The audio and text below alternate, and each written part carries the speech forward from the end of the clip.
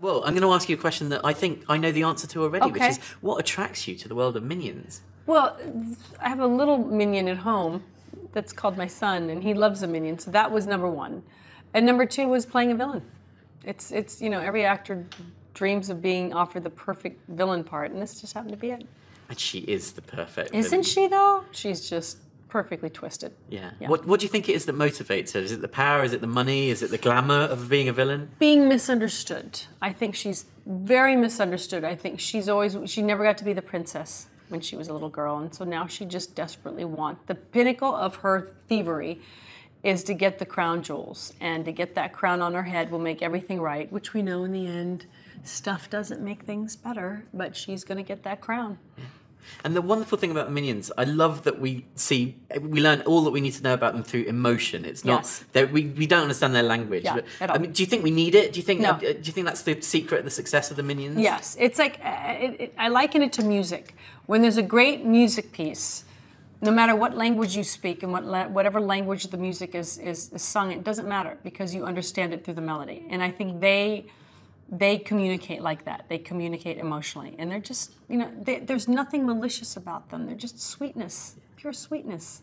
And such a wonderful melody that we get from Kevin, Stuart and Bob. I have to imagine that, for Scarlett, she kind of underestimates them, doesn't she? Oh, yeah.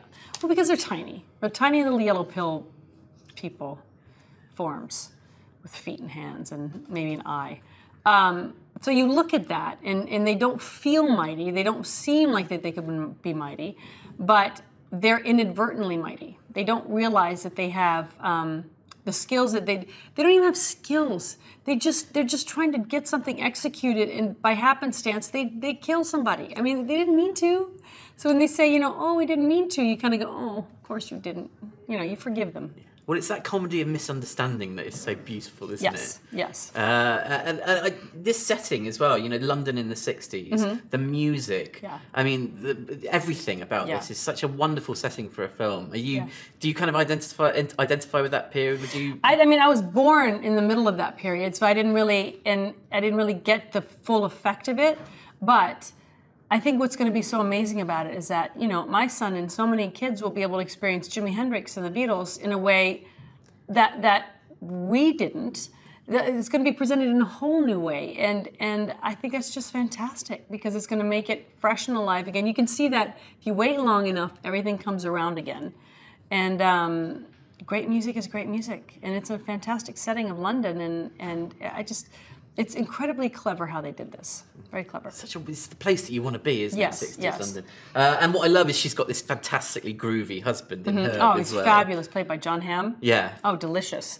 And they have this, and that's the nice thing about this as well, is that you'd think it's a film for children, when in fact there's an entire adult theme running through this with their relationship and how they are with each other, which is kind of nice. For someone who's been to see each movie at least 700 times, it's very nice to have a little adult humor thrown our way.